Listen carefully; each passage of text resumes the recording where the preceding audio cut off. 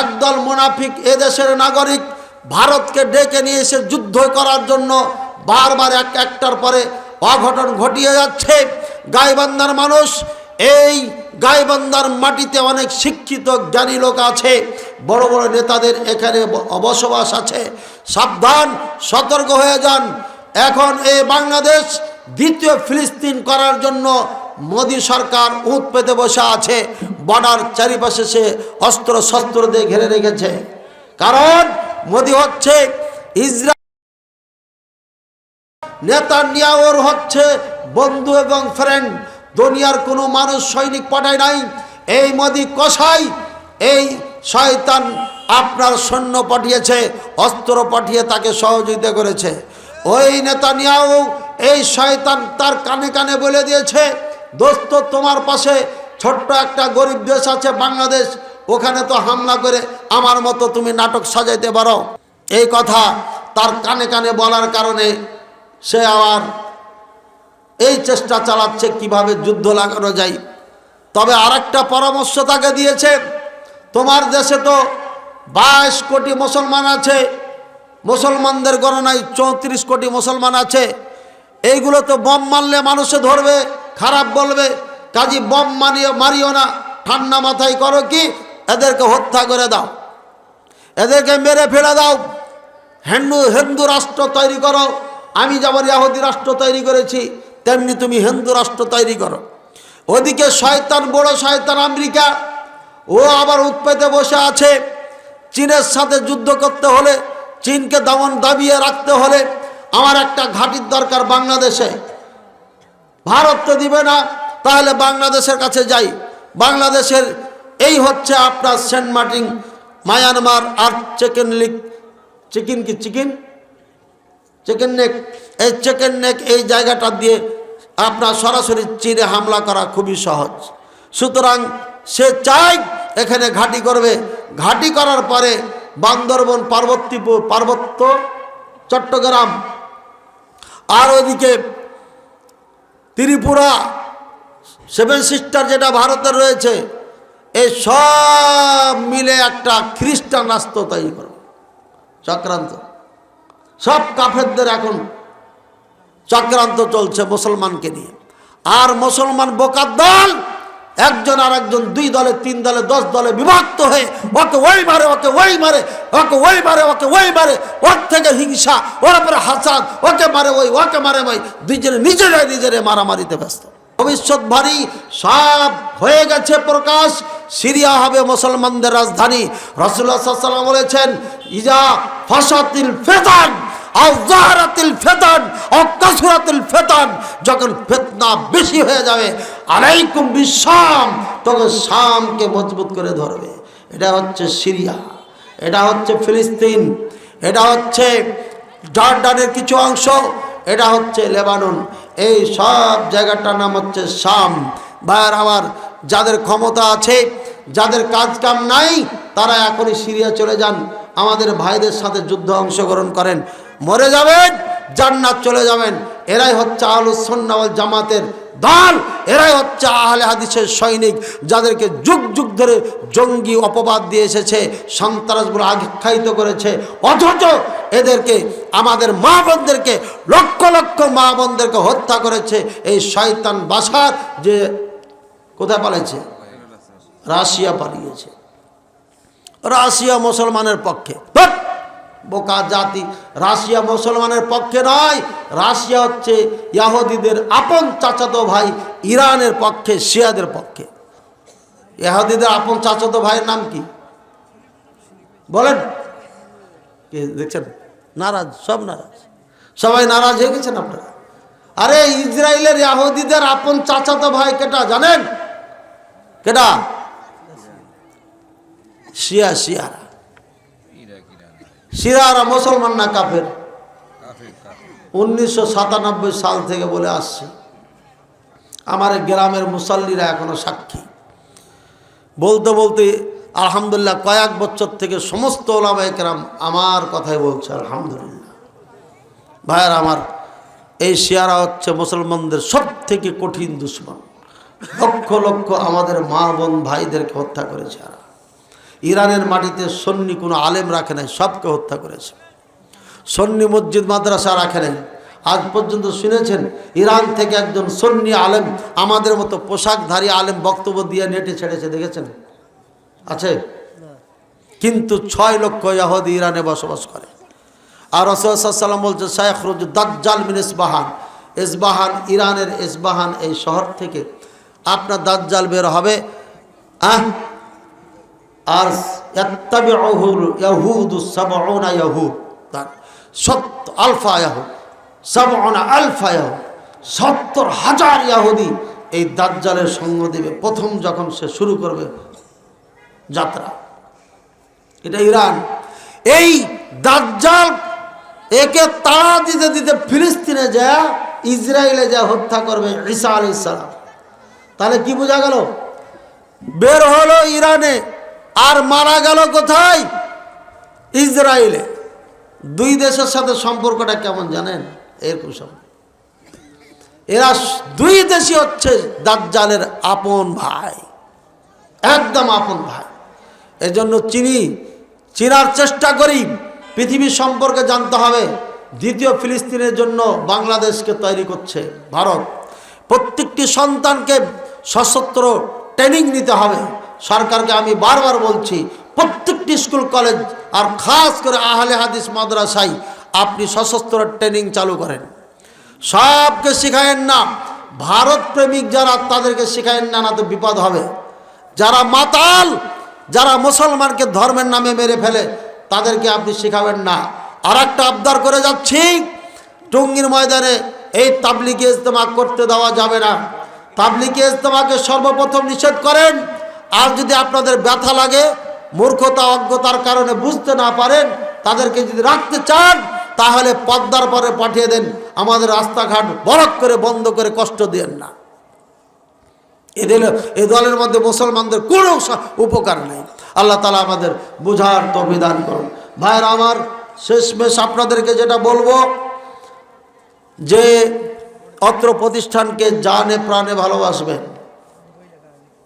লিকুল্লি মূসা ফিরআউন, যেখানে মূসা সেখানে ফেরাউন আছে। লিকুল্লি মুহাম্মদ আবু জাহাল, যেখানে মুহাম্মদ সেখানে আবু জাহাল আছে। একটা ভালো কাজ করলে দেখবেন বেশি না 2-1 মানুষ তার বিরুদ্ধে দাঁড়িয়ে যায়।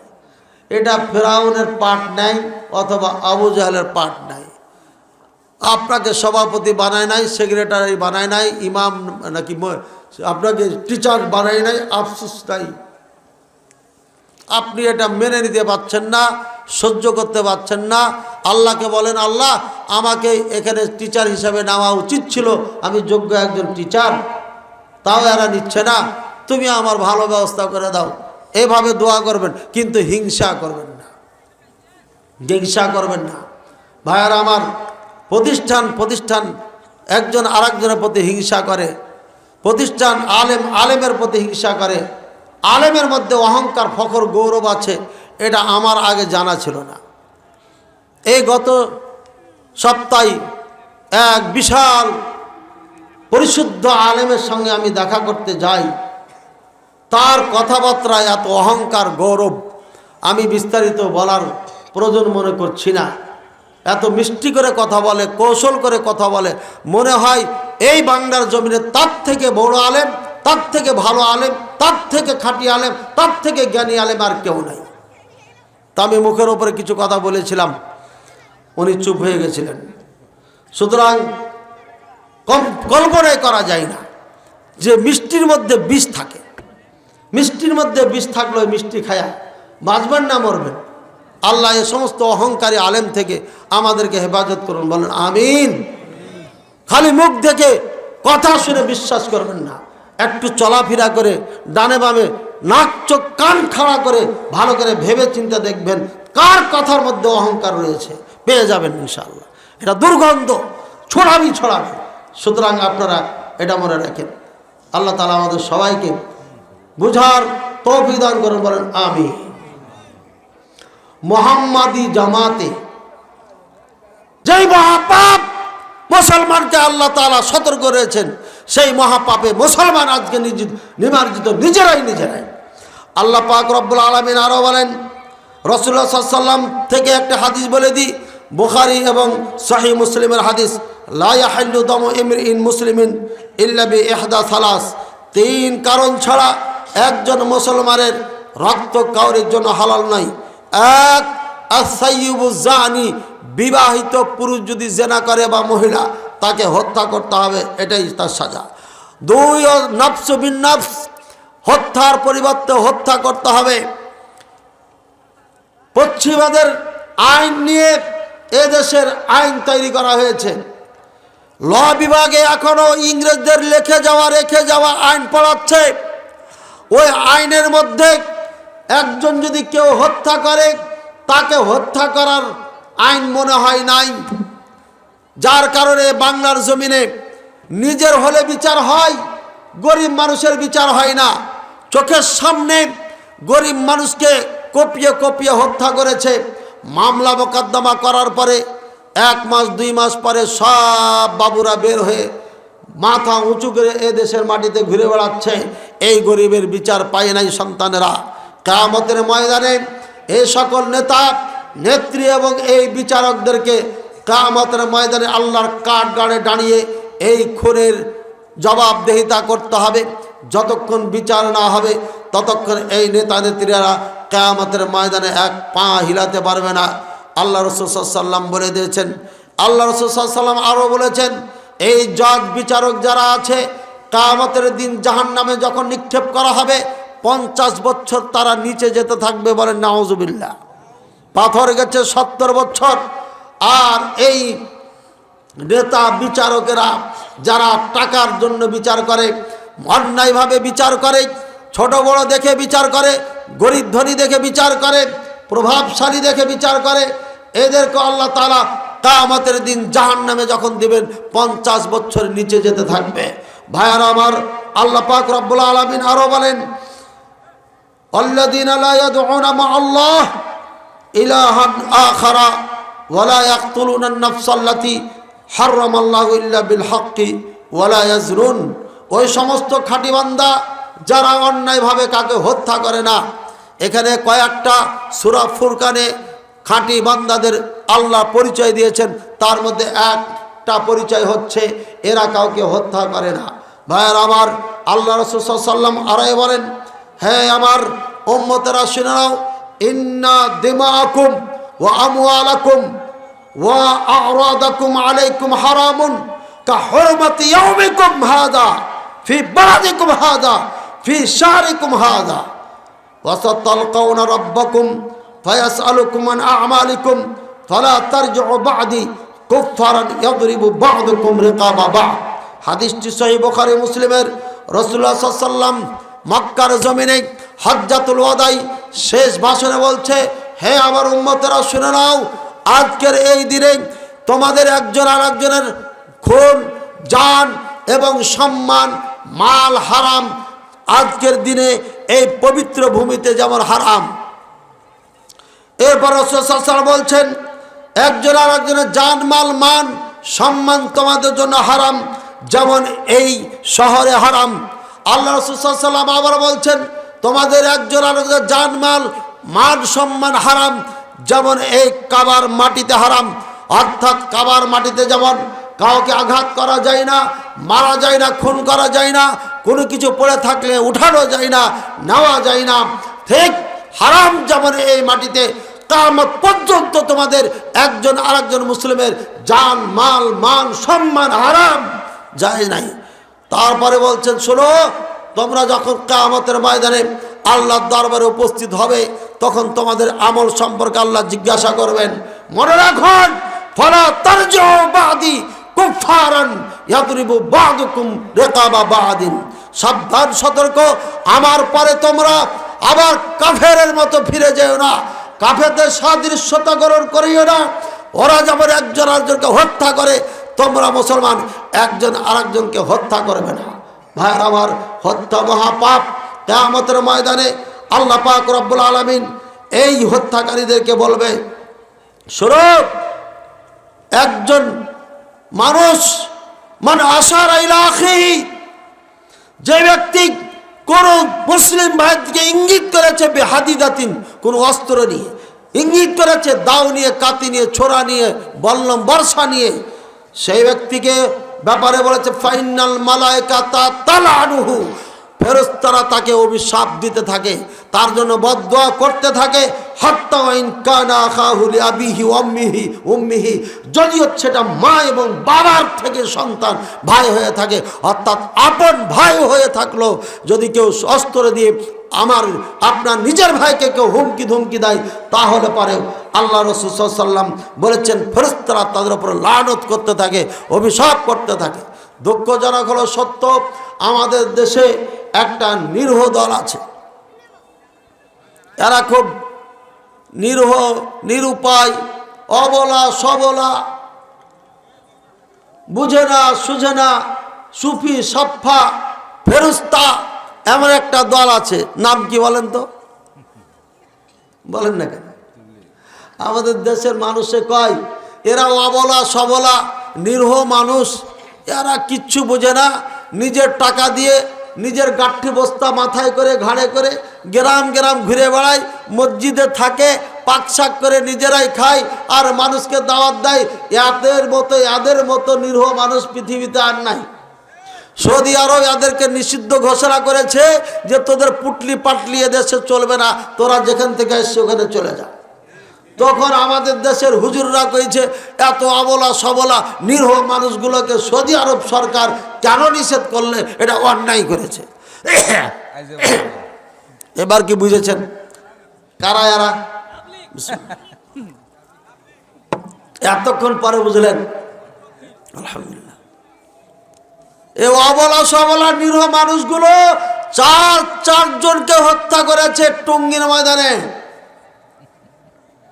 আমি বহুত আগে থেকে বলেছি সরকারকে, টঙ্গীর ময়দানে যে পাপ হয় এই পাপ নিয়ে সরকার কিয়ামতের ময়দানে ঠেকে যাবে।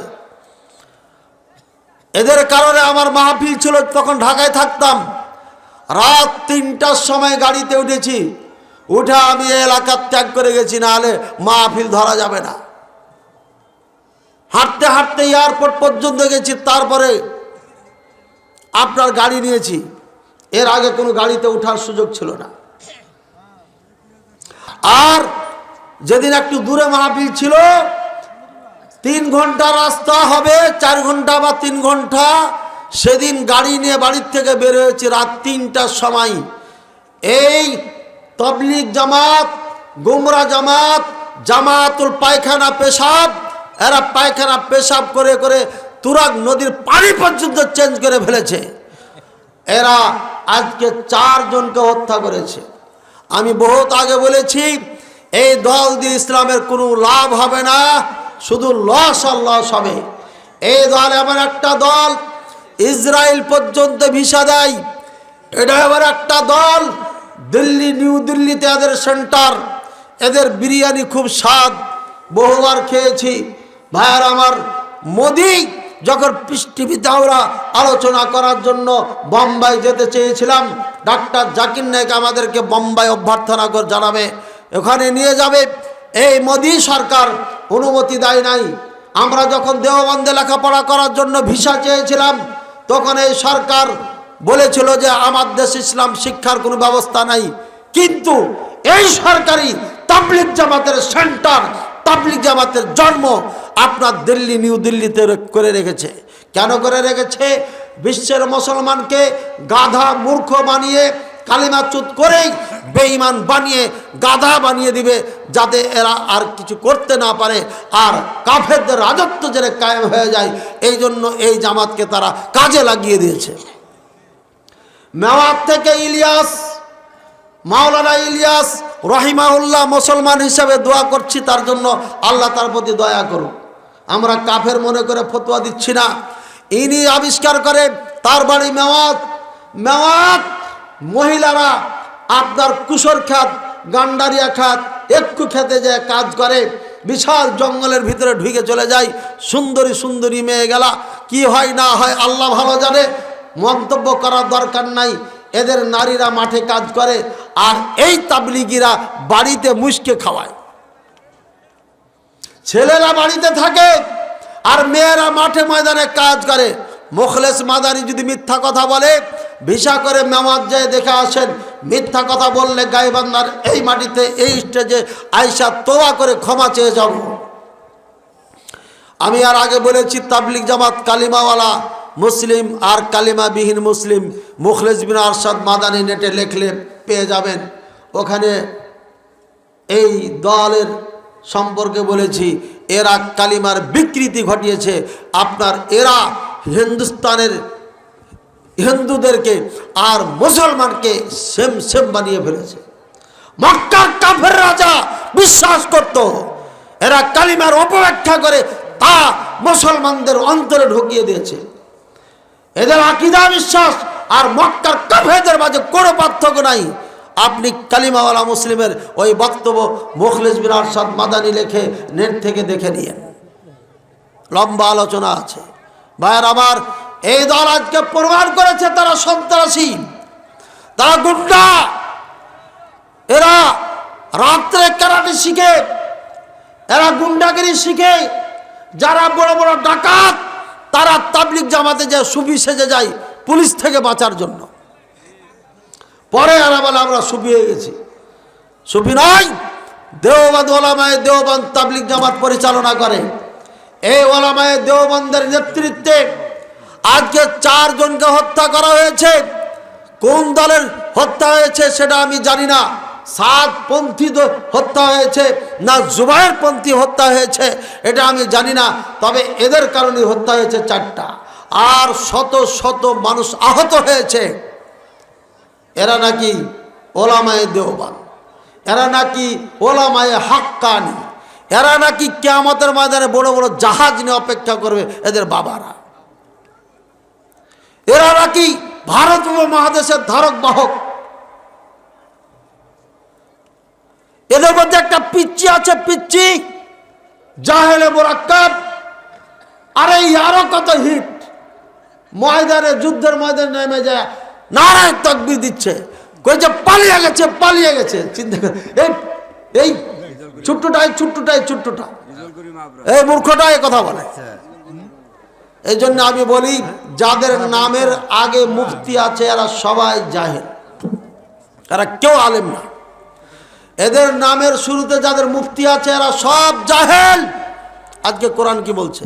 আরে অস্ত্র দিয়ে ইশারা করলো আল্লাহর ফেরেশতারা তার উপরে অভিশাপ করে, আর তাকে অস্ত্র দিয়ে আঘাত করে মেরে ফেলে দেওয়া হচ্ছে। আর আল্লাহর সামনে কিভাবে দাঁড়াবে, আল্লাহর সামনে কি উত্তর দিবে?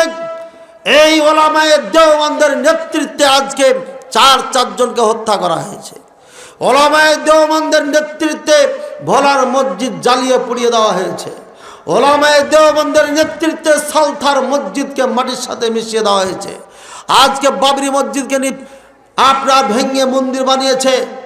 যতটুকু আহলে হাদিস ওলামায়ে কেরাম ব্যথিত হয়েছি, আমি আল্লাহকে সাক্ষী রেখে বলতে পারি এদের এত ব্যথা নাই। আজকে ইন্ডিয়ার হাজার হাজার মসজিদকে ভেঙে মন্দির বানানো হচ্ছে এই মূর্খ ওলামায়ে দেওবন্দ আর বিরলিদের কারণে। কারণ এরা ইসলামকে সেভাবে ধরে নাই, এরা ইসলামকে সেভাবে বুঝে নাই, আর উম্মাতে মুসলিমাকে বুঝাই নাই। যার কারণে আজকে হিন্দুরা সাহস পেয়েছে, যার কারণে একজন মুসলমানের সন্তান হয়ে শ্রীরাম শ্রীরাম বলতে বলতে মরে যাচ্ছে, আল্লাহ বলার সাহস পায় না। অথচ আল্লাহ রাসূলের শিক্ষা, কোরআন সুন্নাহ শিক্ষা বেলাল রাদিয়াল্লাহু তাআলা আনহু এখনো রাসূলুল্লাহ সাল্লাল্লাহু আলাইহি ওয়াসাল্লামের ছাত্র হওয়ার সময় পায় নাই। শুধুমাত্র রাসূলুল্লাহ সাল্লাল্লাহু আলাইহি ওয়াসাল্লাম মক্কার জমিনে কাবার পাশে দাঁড়িয়ে বক্তব্য দিয়েছে, হয়তো একটা বক্তব্য 2টা বক্তব্য শুনেছেন। তারপরে তার মালিক তাকে বেঁধে রশ্মি দিয়ে টেনে নিয়ে বেড়াচ্ছে, পাথরের ওপরে, বালুর ওপরে, উত্তপ্ত বালুর ওপরে টেনে টেনে বলছে, এই তুই মুহাম্মাদের রবকে ছেড়ে দিয়ে আমাকে রব মনে কর, মুহাম্মাদের ধর্মকে ছেড়ে দে, ইসলাম ধর্ম ছেড়ে দে, কাফেরদের ধর্মের উপর চলে আয়। আর বেলাল রাদিয়াল্লাহু তাআলা আনহু আহাদ আহাদ করে চিৎকার করছে। বেলাল রাদিয়াল্লাহু তাআলা আনহু একজন দাস ছিলেন, কোনো স্বাধীন মানুষ ছিল না। এমন একজন মানুষ দাসকে পর্যন্ত আল্লাহ থেকে 1 সেকেন্ডের জন্য জবান থেকে তারা ছোটাইতে পারে নাই। সুমাইয়া রাদিয়াল্লাহু তাআলা আনহা একজন দাস ঘরের নারী, তাকে মেরে আঘাত করে দুই খণ্ড করে উঠে দুই পায়ে বেঁধে চিড়ে ফেলে মেরেছে আবু জাহাল। বর্ষার আঘাত করেছিল লজ্জা স্থানে। তারপরে একজন নারীকে আল্লাহ শব্দ মুখ থেকে আপনার উচ্চারণ থেকে তাকে বাধা দিতে পারে নাই। আর ইন্ডিয়ার মুসলমান শ্রীরাম বলতে বলতে তাকে মেরে ফেলে দিচ্ছে, তারপরে শ্রীরাম বলেও তাকে নাজাত দিচ্ছে না, ছাড় দিচ্ছে না। সুতরাং মুসলমানকে আজকে ইসলাম থেকে দূরে সরিয়েছে। এরাই ফতোয়া দিয়েছে লা ইলাহা ইল্লাল্লাহ পড়লি জান্নাতে চলে যাবে। এরাই ফতোয়া দিয়েছে ঈমান লা ইয়াজিদু ওয়া লা ইয়ানকুস, ঈমান বাড়ে না কমে না, তুমি যা ইচ্ছা তাই করো। মদ খাও সমস্যা নাই, জেনা করো সমস্যা নাই, চুরি করো সমস্যা নাই, মিথ্যা বলো সমস্যা নাই, আর তুমি জুয়া খেলো সমস্যা নাই, মরে যা চাই তাই করো সমস্যা নাই। কারণ তুমি লা ইলাহা ইল্লাল্লাহ পড়েছো, তোমার ঈমান বাড়ে না, তোমার ঈমান কমে না। এই আকীদা তাদের বই আকীদাতুন নাসাফিয়াতে প্রথমেই লেখা আছে। ওলামায়ে দেওবন্দ এটাই পড়াচ্ছে তারা। তাদের আকীদা সালাত না পড়লেও তারা মুসলমান থাকে, যার কারণে লক্ষ লক্ষ নয় কোটি কোটি ভারত উপমহাদেশের মুসলমান সালাত পড়ে না। ভাইয়ের আমার, এটা অজ্ঞতা, মূর্খতা, কোরআন সুন্নাহ পরিপন্থী চিন্তা চেতনার কারণে কোটি কোটি মুসলমান কাফের হয়ে জীবনযাপন করছে। আল্লাহ তাআলা সবাইকে বোঝার তৌফিক দান করুন। সময় বেঁধে দিয়েছি, আলোচনা অনেক লম্বা, তাই এখানেই শেষ করছি। ওয়া আখির দাওয়ানা আলহামদুলিল্লাহ রাব্বিল আলামিন। এই থামেন থামেন থামেন, একটা ভালো কথা, একটা মজার কথা, মজার কথা। ওলামায়ে দেওবন্দের একটা মজার কথা। হানাফি মাযহাবের কেউ আছেন? অনেক আছেন। আজকে ভালো করে শুনেন। কে আছেন এখানে নিজের স্ত্রীকে 1 ঘন্টার জন্য বিয়ে দিবেন? 1 ঘন্টার জন্য স্ত্রীকে দিয়ে দিবেন, 1 ঘন্টার জন্য। কে আছেন? হাত উঠান। তো আপনার গাজীপুরের ইমাম সাহেব আর এক মাদ্রাসার প্রিন্সিপাল ফতোয়া দিয়া 1 ঘন্টার জন্য বিয়া করে মসজিদের ভিতরে লাটাপাটা করে দিয়েছে। নাউজুবিল্লাহ।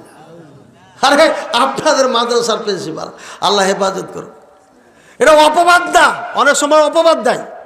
মামুনুল হক সাহেব হাফিজাহুল্লাহ, তার ব্যাপারে আমরা মনে করছি তাকে অপবাদ দিয়েছে, ঠিক আছে, তার উপরে অন্যায় করেছে, কিন্তু এটা অপবাদ নয়। মুফতি সাহেবের কাছে ফতোয়া নিতে গেছে যে আমি তো স্ত্রীকে 3 তালাক দিয়ে দিয়েছি, তো কি করব? তোর ইমাম সাহেব ছোট আলেম তোর বড় আলেমকে ডেকেছে, জুমার বাড়ির মাদ্রাসার প্রিন্সিপালকে ডেকে বলছে ঘটনা কি। প্রিন্সিপাল চিন্তা করছে মেয়েটা তো সুন্দরী আছে, বোরকা পরলে কি হবে, চোখ দেখা যায় না, কালার কিন্তু সাদা, তাহলে সুযোগ একটা নেওয়া যায়। কোজেটা হিলা করতে হবে, হিলা হিলা। এখনকার মৌলবীরা হিলা কয় না, কয়েছে তাহলিল করতে হবে, মানে আর একটু কঠিন আরবি দিয়েছে যেন না বুঝে। হিলাটা তো সব বুঝে দিয়েছে, এখন কয়েছে তাহলিল করতে হবে। তাহলিল মানে যেটা হালাল করতে হবে, হালাল না পাক হয়ে গেছে। এখন হালালের পদ্ধতি কি কইছে? বিয়ে দিতে হবে। তো ইমাম সাহেবকে হয়তো কয়ে দিয়েছে তুই যা কয়া প্রিন্সিপালের সাথে দিয়ে দে, বরকত পাবে, বিয়ে হয়ে যাবে, হালাল হয়ে যাবে। প্রিন্সিপাল বিয়ে করলে কি বরকত হবে না? হ্যাঁ, আলেমে দিন হক্কানি রব্বানি তো এরাই তো হক্কানি রব্বানি। নাউযুবিল্লাহ সুম্মা নাউযুবিল্লাহ। আল্লাহ হেদায়েত দান করুন। মিরপুর থেকে আমাকে একটা ফোন দিয়েছিল, বলছে যে শায়েখ, মেয়ে মানুষ, সেটা ফোন দিয়েছে মেয়েটাই নিজে, বলছে আমার স্বামী আমাকে বিদেশ থেকে তালাক দিয়েছে। বিদেশ থেকে তালাক দিলে আমার মা ফতোয়া জিজ্ঞাসা করতে যায় ইমাম সাহেবের কাছে। ইমাম সাহেব বলেছে অন্যত্রে বিয়ে দিয়া 1 ঘন্টা হলো কাটাইতে হবে।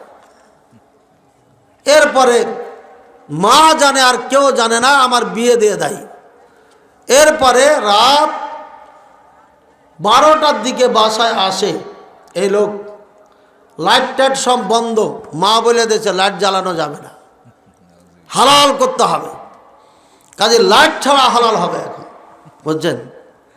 লাইট টাইট বন্ধ করে রাত কাটাইছে। ফজরে আজান দেওয়ার আধা ঘন্টা কি 1 ঘন্টা আগে উঠে চলে গেছে। কে যে হালাল করলে আল্লাহ জানে। নাউজুবিল্লাহ। আপনাদের মনে কি হয়, কে হালাল করছে আগে? হ্যাঁ, আমি বের একটু আজলে জিজ্ঞাসা করলাম যে হালাল করেছে ওর কি দাড়ি ছিল? কয়েছে দাড়ি ছিল। নাউজুবিল্লাহ, হাসি লাগে রে ভাই। হ্যাঁ, দাও দিয়ে কোপিয়াকে টুকরা টুকরা করলে রাখবেন বানায় শয়তানের বাচ্চাদের। এটা শয়তান, এটা আলেম নয়। ওই ইমাম সাহেব রাত জেগে গেছে, রাত কাটেছে। ওই শয়তান দাড়ি ছিল মানে কে? মা ছাড়া কেউ জানে না এই বিয়ে সম্পর্কে। মানে ওই শয়তান ইমাম এসেছে, আপনার মহল্লার ইমাম কত নারীর ইজ্জত নষ্ট করেছে চুপে চুপে, আপনি নিজেই জানেন না। এই নাপাক শয়তান ইমামকে ইমাম বানিয়ে আপনি তার পিছনে সালাত পড়ছেন।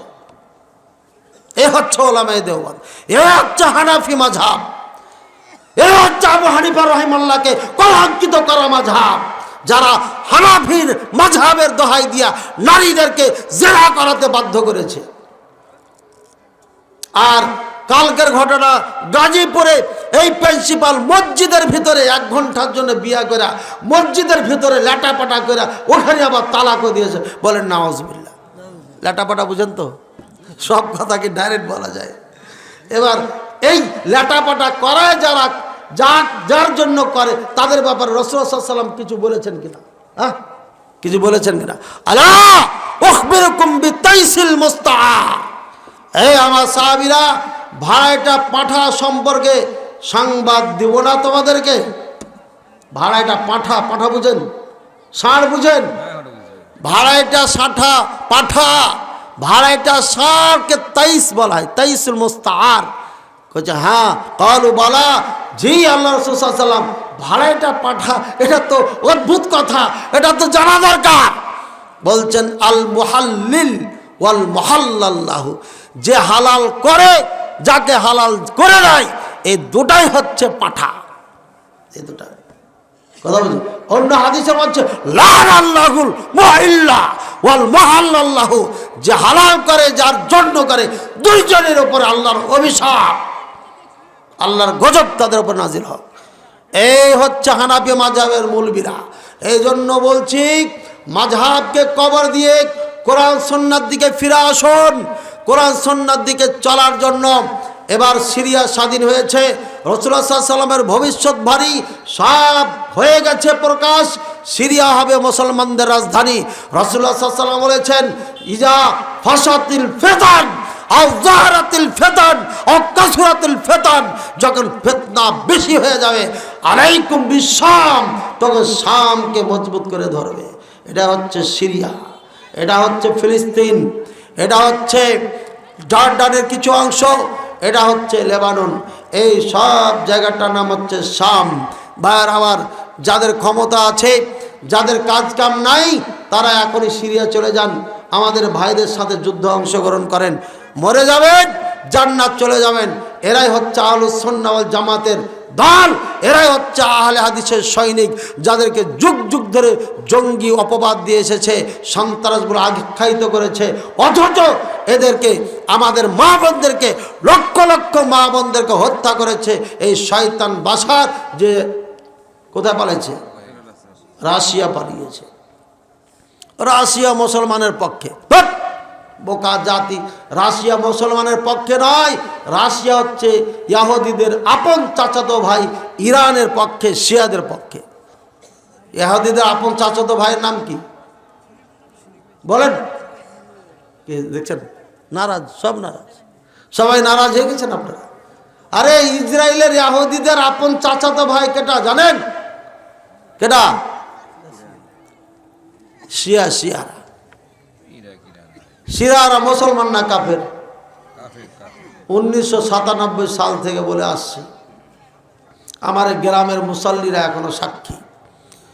বলতে বলতে আলহামদুলিল্লাহ কয়েক বছর থেকে সমস্ত ওলামায়ে কেরাম আমার কথাই বলছে আলহামদুলিল্লাহ। ভাইয়ার আমার, এই শিয়ারা হচ্ছে মুসলমানদের সব থেকে কঠিন দুশমন। লক্ষ লক্ষ আমাদের মা বোন ভাইদেরকে হত্যা করেছে। ইরানের মাটিতে সুন্নি কোনো আলেম রাখে নাই, সবকে হত্যা করেছে। সুন্নি মসজিদ মাদ্রাসা রাখে নাই। আজ পর্যন্ত শুনেছেন ইরান থেকে একজন সুন্নি আলেম, আমাদের মতো পোশাকধারী আলেম বক্তব্য দিয়ে নেটে ছেড়েছে? দেখেছেন? আছে? কিন্তু 6 লক্ষ ইহুদি ইরানে বসবাস করে। আর রাসূলুল্লাহ সাল্লাল্লাহু আলাইহি ওয়াসাল্লাম বলছে, সায়াখরুজ দাজ্জাল মিন ইসবাহান, ইসবাহান, ইরানের ইসবাহান এই শহর থেকে আপনার দাজ্জাল বের হবে। আর ইয়াত্তাবিউহুল ইয়াহুদু 70 ইয়াহুদ, 70,000 ইয়াহুদি এই দাজ্জালের সঙ্গ দেবে প্রথম যখন সে শুরু করবে যাত্রা। এটা ইরান। এই দাজ্জাল একে তাড়া দিতে দিতে ফিলিস্তিনে যায়, ইসরায়েলে যা হত্যা করবে ঈসা আলাইহিস সালাম। তাহলে কি বোঝা গেল? বের হলো ইরানে আর মারা গেল কোথায়? ইসরায়েলে। দুই দেশের সাথে সম্পর্কটা কেমন জানেন? এরকম সম্পর্ক। এরা দুই দেশই হচ্ছে দাজ্জালের আপন ভাই, একদম আপন ভাই। এর জন্য চিনার চেষ্টা করি, পৃথিবীর সম্পর্কে জানতে হবে। দ্বিতীয় ফিলিস্তিনের জন্য বাংলাদেশকে তৈরি করছে ভারত। প্রত্যেকটি সন্তানকে সশস্ত্র ট্রেনিং নিতে হবে। সরকারকে আমি বারবার বলছি, প্রত্যেকটি স্কুল কলেজ আর খাস করে আহলে হাদিস মাদ্রাসায় আপনি সশস্ত্র ট্রেনিং চালু করেন। সবকে শিখায়েন না, ভারত প্রেমিক যারা তাদেরকে শিখায়েন না, না তো বিপদ হবে। যারা মাতাল, যারা মুসলমানকে ধর্মের নামে মেরে ফেলে তাদেরকে আপনি শিখাবেন না। আর একটা আবদার করে যাচ্ছি, টঙ্গীর ময়দানে এই তাবলিগে ইজতেমা করতে দেওয়া যাবে না। তাবলিগে ইজতেমাকে সর্বপ্রথম নিষেধ করেন। আর যদি আপনাদের ব্যথা লাগে, মূর্খতা অজ্ঞতার কারণে বুঝতে না পারেন, তাদেরকে যদি রাখতে চান তাহলে পদ্মার পরে পাঠিয়ে দেন।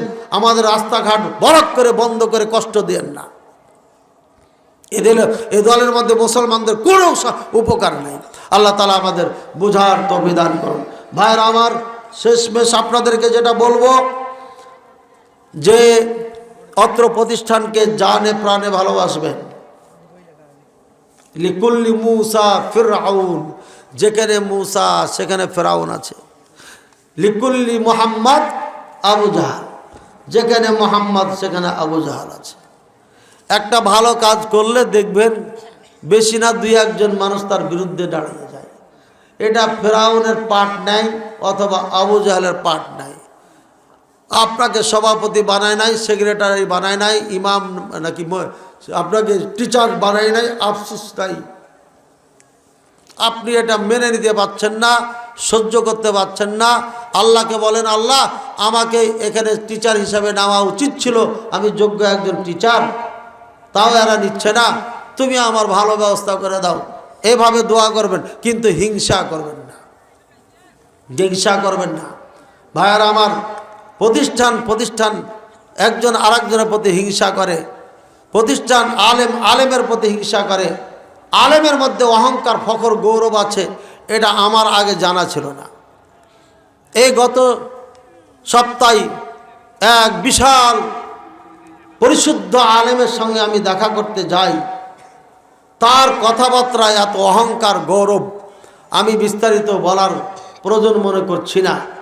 এত মিষ্টি করে কথা বলে, কৌশল করে কথা বলে, মনে হয় এই বাংলার জমিনে তার থেকে বড় আলেম, তার থেকে ভালো আলেম, তার থেকে খাঁটি আলেম, তার থেকে জ্ঞানী আলেম আর কেউ নাই। তা আমি মুখের ওপরে কিছু কথা বলেছিলাম, উনি চুপ হয়ে গেছিলেন। সুতরাং কল্পনাই করা যায় না যে মিষ্টির মধ্যে বিষ থাকে। মিষ্টির মধ্যে বিষ থাকলে মিষ্টি খায়া বাঁচবেন না মরবেন। আল্লাহ এ সমস্ত অহংকারী আলেম থেকে আমাদেরকে হেফাজত করুন, বলেন আমিন। খালি মুখ দেখে কথা শুনে বিশ্বাস করবেন না, একটু চলাফেরা করে ডানে বামে নাক চোখ কান খাড়া করে ভালো করে ভেবে চিন্তা দেখবেন কার কথার মধ্যে অহংকার রয়েছে, পেয়ে যাবেন ইনশাআল্লাহ। এটা দুর্গন্ধ ছড়াবি। সুতরাং আপনারা এটা মনে রাখেন। আল্লাহ তাআলা আমাদের সবাইকে বুঝার তৌফিক দান করুন, বলেন আমিন। মোহাম্মদী জামাতে হানাফি ইমাম নিয়োগ দিয়ে ইনার পিছনে কি নামাজ হবে? কেন করা হবে? ও কয় আল্লাহ সব জায়গায় বিরাজমান। আল্লাহ সব জায়গায় বিরাজমান যে মনে করে, যে বিশ্বাস করে, আকীদা রাখে, সে কাফের, কাফের, কাফের, নিঃসন্দেহে কাফের। এটা আমার ফতোয়া না, গোটা আরব দেশের ওলামায়ে কেরামদের ফতোয়া। এ জর্দাখোর, গুলখোর, তামাকখোর মুলবি বুঝে না, তা আমি কেমনে বুঝাবো? ওকে তো ইরানির ওকে ধরে আছে, ইরাকের রগে রগে ধরে আছে, ও মদিনা মক্কার আলেমদের কথা কেমনে বুঝবে? বুঝবে না। কাজে ইমাম রাখা যাবে না। কথা বলছেন? আরে ইমাম তো দূরের কথা, মুয়াজ্জিনও রাখবেন না, নাহলে গন্ডগোল লাগিয়ে দিবে।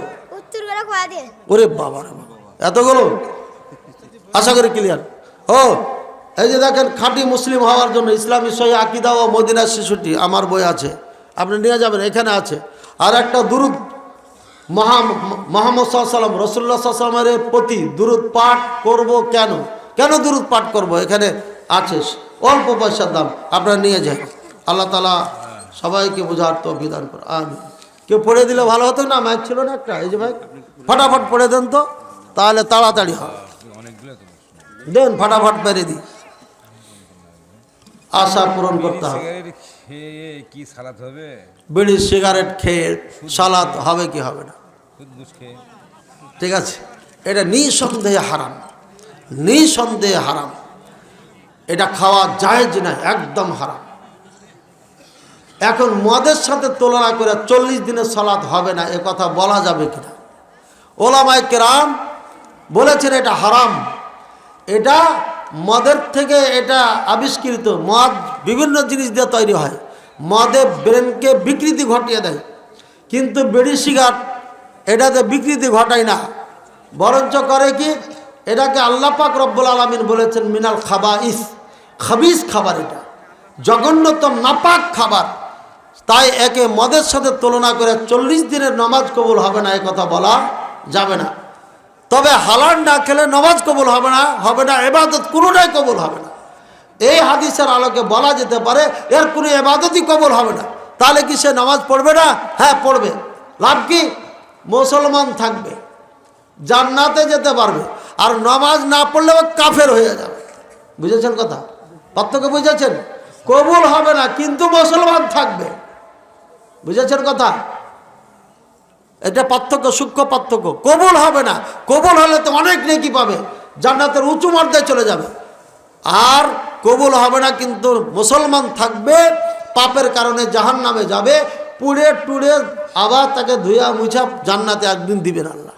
আর যদি নামাজই ছেড়ে দেয় তাহলে কাফের, যদি আসলেই নামাজ না পড়ে তাহলে খাঁটি সাচ্চা পাক্কা কাফের, কোনোদিন জান্নাতে যাবে না, চিরকাল জাহান্নামে থাকবে। ফতোয়া মনে রাখেন। জি, আমাদের মসজিদে সম্মিলিতভাবে হাত তুলে মোনাজাত করে, আমরা কিছু বললে তারা বলে তোমার দূরে। 2002 সালে জুমার বাড়ি বাজার মসজিদ কেন্দ্রীয় মসজিদের পেশ ইমাম খাতিব ছিলাম, সালিকা মাদ্রাসার ভাইস প্রিন্সিপাল ছিলাম। শুরুতেই বলেছি না যে এখানে দাওরা একবার পড়াইছি, এখন আছে কিনা জানি না। তখন জুমার বাড়ি 45টা কেন্দ্রীয় মসজিদের, না 45টা মসজিদের কেন্দ্রীয় মসজিদ, ঠিক না? জানেন, আমি তো নতুন মানুষ, জানি না। এশার সালাত পড়েছি, মোনাজাত করিনি, অবস্থা খুব খারাপ। যা হোক বুঝাইয়া সুজাইয়া এক পর্যায়ে এই এলাকার থেকে জুমার বাড়ি মসজিদ থেকে মোনাজাত উঠিয়ে গেছিলাম। গাইবান্ধার টু যত জায়গার থেকে হুজুররা এসেছে সবকে ঠান্ডা পানি দিয়া ঠান্ডা করে পাঠিয়ে দিয়েছি। এখনও যদি কোনো হুজুর থাকে ঠান্ডা মাথায় আসেন, আপনাকে ঠান্ডা করে বুঝাই দেবো ইনশাআল্লাহ। এই সম্মিলিত প্রচলিত যে মোনাজাত, এটা নিঃসন্দেহে বেদাহ। যে বলে এটা মুস্তাহাব তার শরীয়তের জ্ঞান তো নাই, আগর বুদ্ধি নাই। কথা বুঝছেন না? বুঝেন? আর কতদিন মারামারি করবেন না? লেখাপড়া করে যদি এলেমের জোর থাকে, শক্তি থাকে, তাহলে পরে আসেন বই নিয়ে, হাদিস নিয়ে, কোরআন নিয়ে, হয় আমি শিখবো না আপনাকে শেখাবো আজকে। আর না হয় মারামারি করবেন না। 1 বছর চ্যালেঞ্জ করে করে জুমার বাড়ির মাটিতে আমি কাটিয়ে গেছি, সেদিন আসতে পারেন নাই। আর 2024 সালে আসবে, পায়জামা খারাপ করে দেবো একদম। কথা বুঝেছেন? তখন তো মদিনায় যায়নি, তখন তো দেওবন্দের আপনার চাপ নিতে পারেন নাই, আর মদিনার চাপ নেবেন কেমনে? ধ্বংস হয়ে যাবে। বুঝেছেন না? বুঝেন নাই? যে কথা বলবে এটা সুন্নাহ, এটা মুস্তাহাব, এটা করতে হবে, মনে করবে এটা মুলবি না। আল্লাহ বুঝার তৌফিক দান করুন। আহলে হাদিস আর হানাফিদের মধ্যে কি আমরা জোরে আমিন বলি আর তারা বলে না, কোনটা ঠিক? আহলে হাদিস জোরে আমিন বলে, হানাফিরা আসতে বলে, কে কইছে আসতে বলে? বলি না, আসতে বললে তো শব্দ হতো। আমিন, এটা জোরে হলো। আসতে বলেন, আপনি কথার কথা আপনি বলছেন, আসতে বলেন, তখন বলেন আমিন। আসতে হলো না? আরো আসতে বলেন, হয়েছে আসতে, আরো আসতে বলেন, হয়েছে, শব্দ হয়েছে, আরো আসতে বলেন। এবার কি বলা হলো? বললাম তো আমি, আরে বলেছি তো আমি, আপনি বলছেন বলা হলো না। হানাফিরা উল্টা বুঝে সবসময়। আর কি যে আল্লাহর হুকুম, মক্কা মদিনাতে যেটা চলে ওটা কুফাওয়ালারা করতো না। বাংলাদেশে এসে দেখছি মক্কা মদিনায় যেটা চলে হানাফিরা ওটা করে না। কি আজব মিল! এটা হানাফিরা বিরোধিতা করেনি, কুফায় জন্ম নিয়েছে এটা, যেখান থেকে শিয়াদের আবিষ্কার। ওই কুফার থেকে হানাফি মাযহাবের আবিষ্কার আসলে হয় নাই, পরে ভারতে এবং কুফা ইরানে সব মিলে এরা এটা আবিষ্কার করেছে।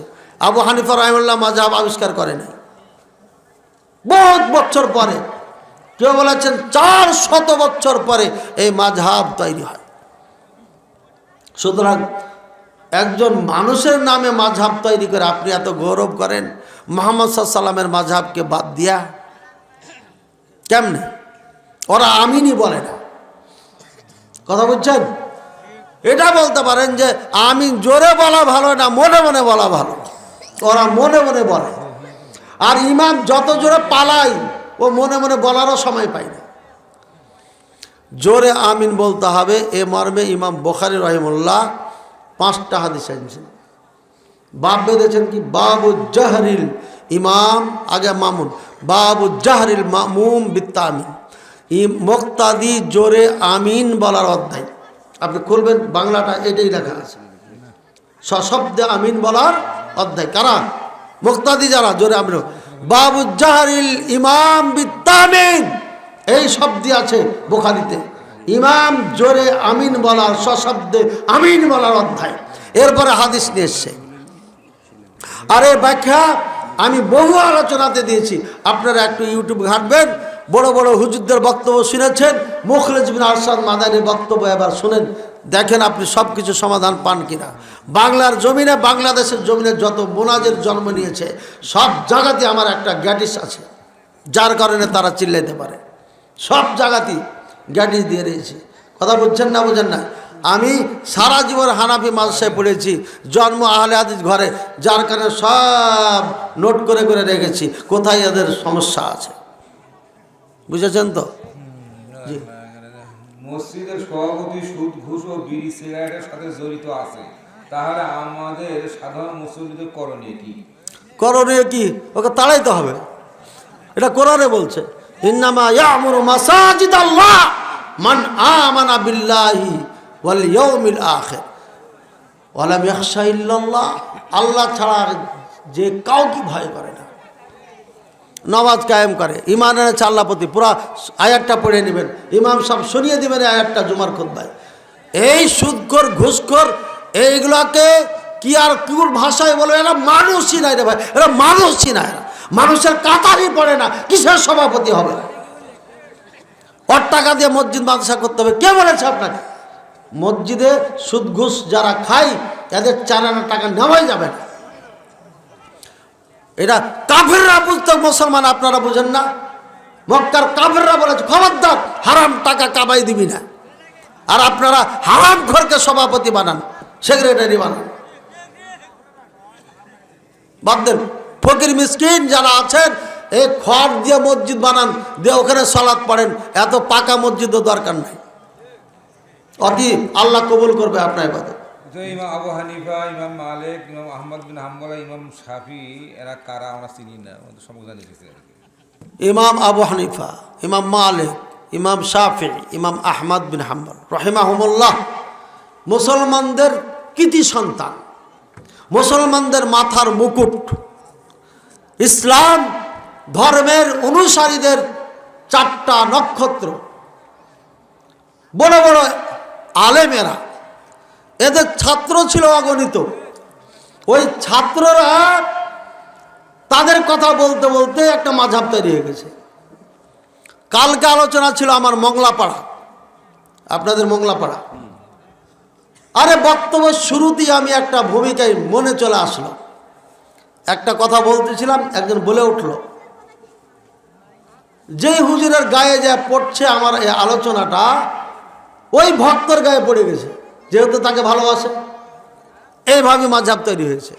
এই কানাদের কারণে মাঝহাব তৈরি হয়েছে। কানা একটা মৌলবীকে ভালোবাসে, আর আমরা মদিনার থেকে পড়ে এসে আমরা নাকি ধর্ম বুঝি না, কেতাব বুঝি না, হাদিস বুঝি না। ওই কানা মৌলবী, এই কানাটা ওই একটা মৌলবী চিনে যে এবারও ঠিক করে পড়তে পারে না, যার কোরআন শুদ্ধ নাই, যে ফতোয়া দিলে লাইনে লাইনে ভুল করে, ওটাই ওর পিসাব, ওটাই তার বড় মৌলবী। ওর জন্য চিৎকার করে উঠেছে ওখানে। পরে ঠান্ডা বানা দিয়ে ভাগাইছি, ভাগাই নাই তো চুপ করে বসে থাকো। প্রশ্ন থাকলে এভাবে প্রশ্ন নিয়ে আসো, মদদের বেটা মদ উত্তর দেওয়া যাবে। রাগ দেখাবো না প্রশ্ন করলে, আজকেও বলছি কোনো রাগ দেখাবো না আপনাকে, হাসি খুশি মনে আপনাকে উত্তর দিয়ে যাব, কিন্তু বেয়াদবি করবেন না। জুমার মসজিদে খুতবা দিয়ে বলেছিলাম, যদি আপনারা মুসলমান হন তাহলে পরে আমি যা বলবো তা মেনে নিতে হবে। কোরআন সুন্নাহর বাইরে আমি কিছু বলি না, বলবো না। আর যদি মুসলমান না হন তাহলে কোরআন সুন্নাহ আপনার ঘরে রাখার দরকার নাই, যা আছে সব আমাকে নিয়ে দিয়ে দেন, আর না হলে নদীতে নিক্ষেপ করে দেন, দিয়ে বলেন যে আমরা কোরআন সুন্নাহ মানি না, আমাদের বড় হুজুর যা বলবে তাই মানি, সেভাবেই চলেন, আপনাদের কার কোথাও সত্য কথা বলবো না। যুবর বাড়িতে আসলে যুবকেরা দৌড়িয়ে আসে, মায়ের মুরব্বীরা যথেষ্ট সম্মান শ্রদ্ধা করে। ভাইয়ের আমার, এই অগ্নিঝরা বক্তব্য আর সঠিক কথা বলার পরে আজকে তারা প্রত্যেকেই বুঝেছে যে না, আমরা এটা ভুল করেছি, সংশোধন হয়ে গেছে আলহামদুলিল্লাহ, যার কারণে মহাব্বত বেড়ে গেছে। মক্কাবাসী আগে বুঝে নাই, বিরোধিতা করেছে, তারপরে মক্কাবাসী যখন বুঝেছে তখন পৃথিবীর সব থেকে সেরা মানুষ, সব থেকে ভালোবাসার মানুষ কে ছিল? মুহাম্মদুর রাসূলুল্লাহ সাল্লাল্লাহু আলাইহি ওয়াসাল্লাম। ঠিক কিনা? সত্য যে ব্যক্তি বলে, গালি খেতে খেতে যখন আপনার বুঝে আসবে তখন আপনি দেখবেন যে সেই ব্যক্তি আপনার কাছে সেরা। আমার একটা বক্তব্যতে আমাকে গালি দিয়েছে, গালি দিতে দিতে দিতে একদম বাংলাদেশ ভর্তি করে ফেলছে। পরে আমি একটা লাইভে আইসা 50 মিনিট আলোচনা করেছি, আর বললাম আল্লাহকে বিচার দিলাম, তোমাদের বিচার হবে।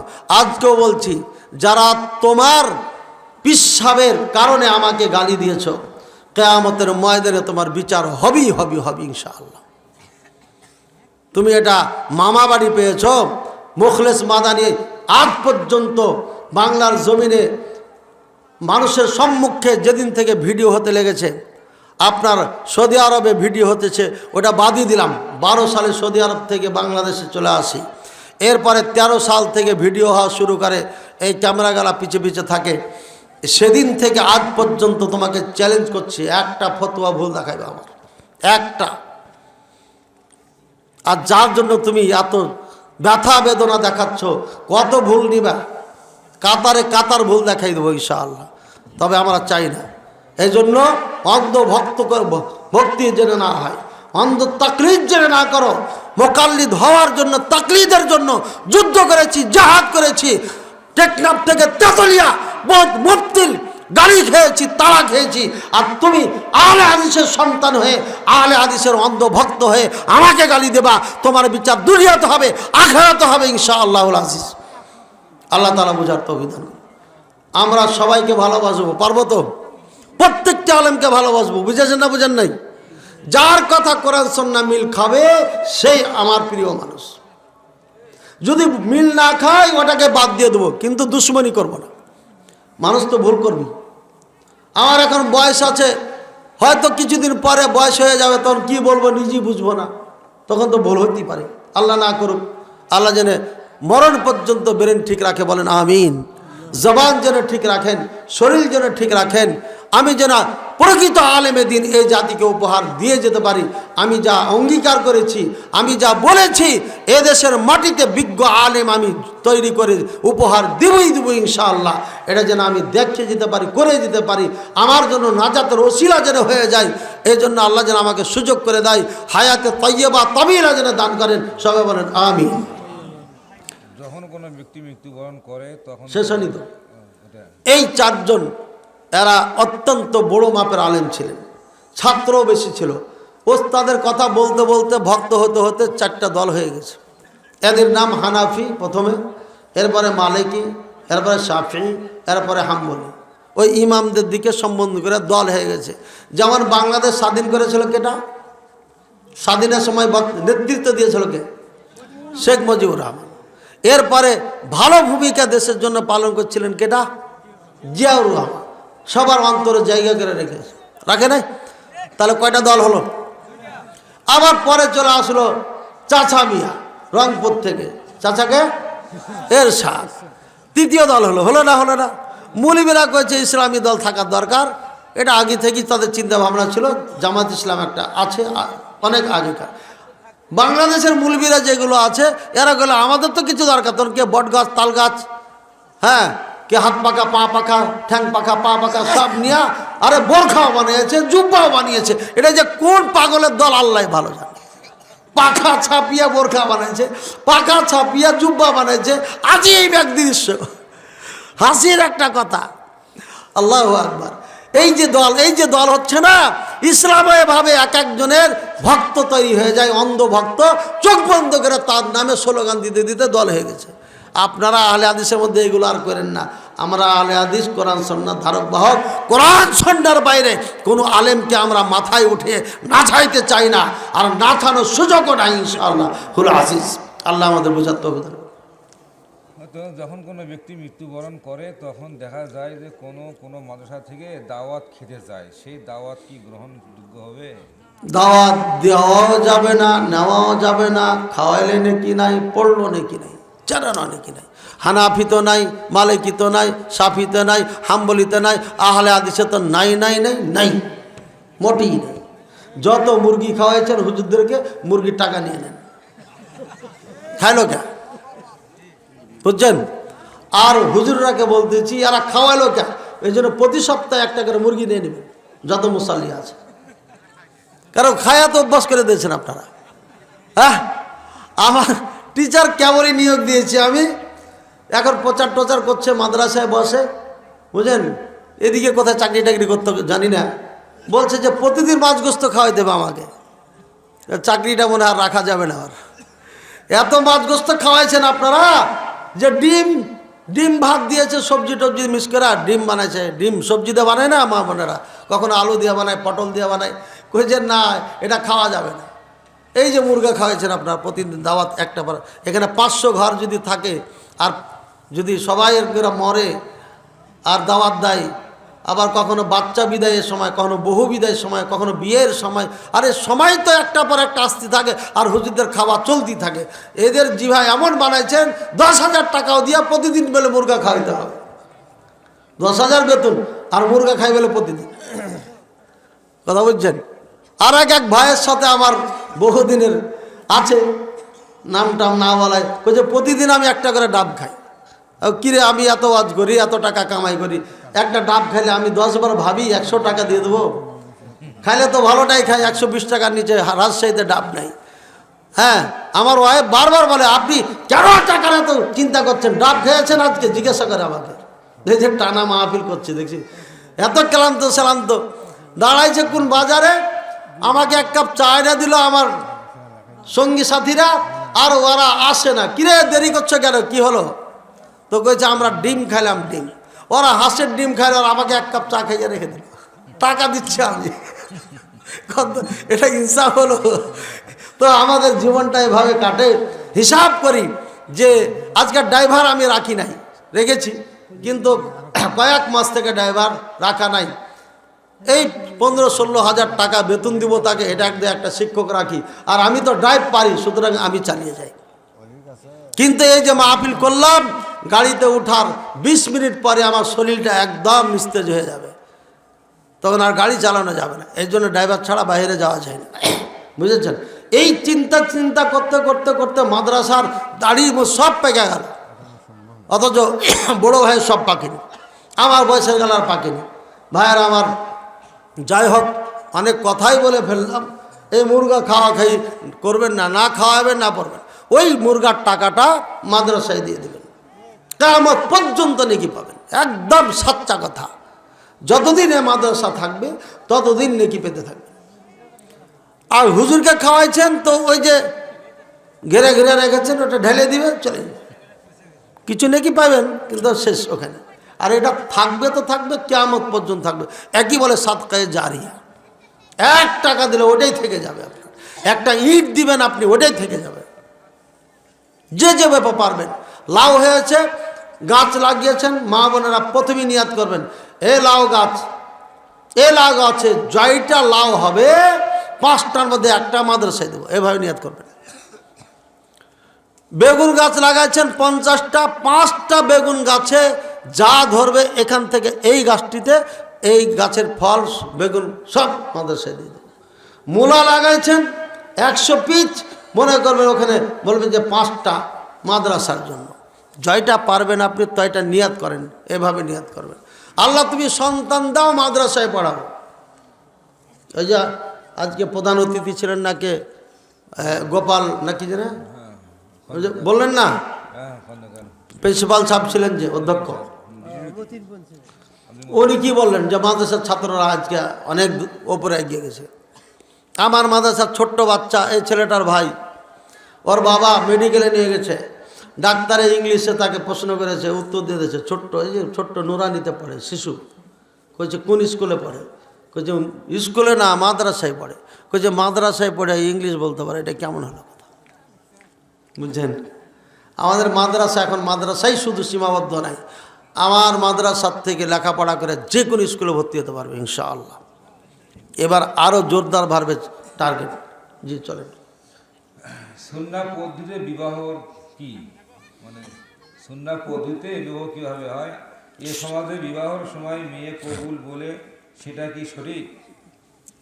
লম্বা কথা না বলে শর্টে বলে দিই, তাহলেই হয়ে গেল। সঠিক সুন্নাতি বিয়ে হচ্ছে, কথার কথা ইনি বর বিয়ে করতে এসছে, এর বাপ ভাই কোনো কিছু লাগবে না, নিজেই ওলি, এর কোনো ওলি লাগবে না। বিয়ে করতে এসছে, কথার কথা একজনের মেয়েকে, মানে আমার মেয়ে দিয়ে বললে তো ফের বিয়ে হয়ে যাবে যদি কবুল বলে, এই জন্য আর বলবো না এটা, বুঝছেন? এই এই এই মাইকটাকে একটা মানুষ মনে করেন, এই গিলাসটাকে, এর একটা মেয়ে আছে, মেয়েকে বলবে বাবা কলিমুদ্দিন সলিমুদ্দিনের ছেলে উমুকের সাথে তোমার বিয়ে দেবো, তুমি কি মত আছে তোমার রাজি? অবিবাহিতা হলে পারে বলবে, চুপ থাকবে, বলবে না, লজ্জা করে তো রসুল, ও চুপ থাকাটাই রাজির আলামত।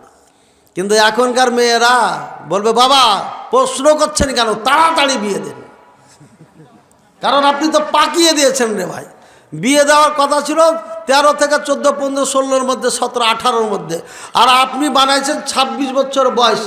এত দিন যুবতী হয়ে যাবে, বেচারি যৌবনের সাথে যুদ্ধ করছে, আবার জিজ্ঞাসা করার সময় আছে নাকি? বলার আগেই বলবে তাড়াতাড়ি করেন, দেরি করছেন কেন? ঠিক না? এই যে দেখছেন যুবকেরা করছে ঠিক, মানে যুবকেরা বিপদে আছে। এস্টাবলিশ না হলে বাবা বিয়ে দিতে চাই না, মেয়ের বাবা সম্মতি নিয়ে নেবে। এক কথায় ছেলে এসে হাজির হয়েছে, মেয়ের বাবা যদি প্রয়োজন মনে করে সম্মতি নিব, আবার নিক, না হলে দরকার নাই, ঠিক আছে? এরপরে বলবে হে আব্দুল্লাহ ছেলে আব্দুল সত্তার, আমার উমুক মেয়ের বিবাহ আমি তোমার সাথে দিলাম, তুমি স্ত্রী হিসাবে কবুল বা গ্রহণ করলে, তখন সে বলবে কাবিল তু, আমি কবুল করলাম, গ্রহণ করলাম, বিয়ে হয়ে গেছে, কিচ্ছু লাগবে না। শেষমেশ পানিও পড়ে গেল, বিয়ে হওয়ার সাথে সাথে শরবত দেয় না, শরবত পড়ে গেল। তো যা হোক ভাইয়ের আমার, সুন্নাতি বিয়ে দেখেছেন? হ্যাঁ, এর আগে খুতবা দিয়ে দিবেন। কি দিবেন? খুতবা কি দিবেন? হুজুর টুজুর নাই, তাহলে আলহামদুলিল্লাহ সূরা ফাতিহা পড়বেন, দুরুদে ইব্রাহিম যেটা পড়ি নামাজে ওটা পড়বেন, আল্লাহুম্মা সাল্লি আলা মুহাম্মদ, বুঝেছেন? সূরা ফাতিহা পড়লেন, দুরুদে ইব্রাহিম পড়লেন, এরপর আল্লাহর কাছে দোয়া করবেন, আরবিতে পারলে ভালো, নাহলে বাংলায় দোয়া করবেন, আল্লাহ আমার মেয়ের বিয়া আমি দিলাম, অথবা বর পড়ে নেবে, অথবা অন্য কেউ পড়বে, অথবা মেয়ের বাবাই পড়বে, অথবা অন্য কেউ পড়ে বলবে আল্লাহ উমুকের বিয়ে উমুকের সাথে দিলাম, এটা তুমি বরকতময় করো। এটা নবীর সুন্নাহ। সুন্নাহ পালনের জন্য করা হলো, নিজের ইজ্জতকে, লজ্জাস্থানকে হেফাজত করার জন্য বিয়া পড়ানো হলো, বা সে করলাম বা করলো, আর উম্মাতে মুসলিমাকে বাড়ানোর জন্য বিয়ে করলো। এই নিয়াত গেলা এইভাবে করতে হবে। আর যদি শুধু মজা করা নিয়াত থাকে, তাহলে মজা তো হবে না, একদম বরকত টরকত সব উঠে যাবে, জঙ্গলে জঙ্গলে দৌড়িয়ে বেড়ায় যাব। আর যদি আল্লাহর জন্য বিয়ে করেন, তাহলে পারে আল্লাহ ধনী বানিয়ে দিবে। কোরআনে বলেছে ফকির আছো ধনী বানিয়ে দেবো আমি। আল্লাহু আকবার। স্ত্রীর মাধ্যমে ধনী হওয়া যায়, এটা জ্বলন্ত প্রমাণ আমার নিজের, আলহামদুলিল্লাহ। তারপরে বিয়ে পড়িয়ে দিবেন, যেটা বলল, এই হলো কাজ। আর দুজনকে সাক্ষী করবেন, উপস্থিত থাকলে তো ভালো, আর না হলে মসজিদে আসবেন, এসে বলবেন সালাম ফিরা থামেন, আমার অমুক মেয়ের অমুক ছেলের সাথে বিয়ে দিয়ে দিয়েছি, আপনারা সাক্ষী থাকেন, হয়ে গেল। নাই মসজিদ মাদ্রাসা কিছু, দুজনকে ডাকবেন পথে, এই কলিমুদ্দিন, এই সলিমুদ্দিন, শুন এদিকে শুন, আমার মেয়ের বিয়ে দিয়েছি এই ছেলেটার সাথে, তোরা সাক্ষী থাক, হয়ে গেল। বুঝেছেন কথা? এত সহজ জিনিসকে আপনারা এমন পেঁচাইছেন যে বাপের চুল পাকছে, মেয়েও বুড়ি হয়ে যাচ্ছে। টাকা টাকা, এত টাকা, এই লাগবে ওই লাগবে, নানান কিছু। গায়েবান্ধব সম্পর্কে আমি জানি, ভালো ছিলাম তো, জি। তারপরে হ্যাঁ, ওটা চলবে না, ওই তো শেষ হয়ে গেল না, সুন্নাতি তরিকা এটা। কোনটা?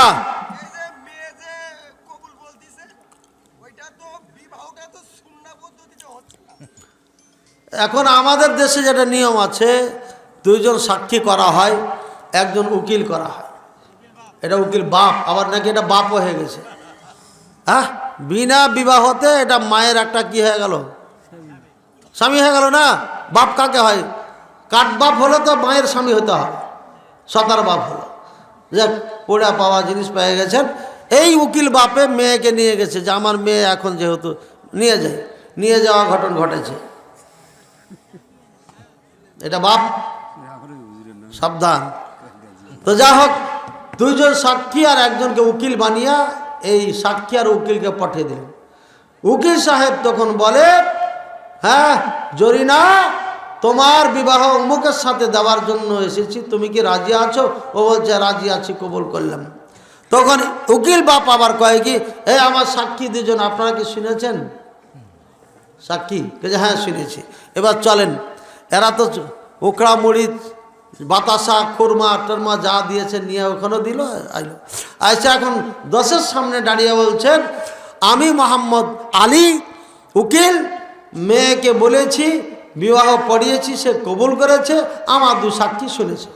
তখন বলছে, মৌলানা সাহেব বলছে, এই সাক্ষী বলো তুমি কি শুনলা?